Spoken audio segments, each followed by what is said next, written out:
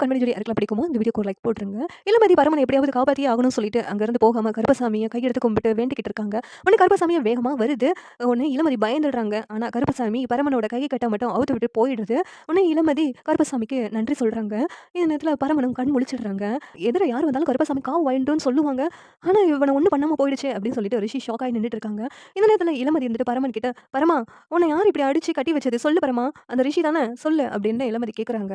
உடனே ரிஷி அந்த இடத்துக்கு போயிட்டு, "நான் தான் பரமன அடிச்சு போட்டேன். சொல்லு பரமா, நான் தான். இந்த இளமதி என்ன கல்யாணம் பண்ணிக்கணும்னு சொல்லி தான் இப்படியெல்லாம் பண்றேன் பரமா. இளமதி வாடி, என்னைய இப்பவே உனக்கு கழுத்துல தாலி கட்டுறேன்" அப்படின்ட்டு அ அவள தூக்கிட்டு போக ட்ரை பண்றாங்க. உடனே பரமன் வந்து தடுத்து பார்க்குறாங்க. ஆனா பரமன கீழ தள்ளி விட்டுட்டு போயிடுறாங்க. இந்த நேரத்துல அன்பு கண் முழிச்சு பரமன் கூட சண்டை போட்டு எப்படியோ இளமதிய காப்பாத்திடுறாங்க. தூக்கிட்டு அடி வாங்கிட்டு அந்த ரிஷி ஓடி போயிடுறான். இங்க இளமதி பரமன கட்டிப்பிடிச்சு அழுகுறாங்க.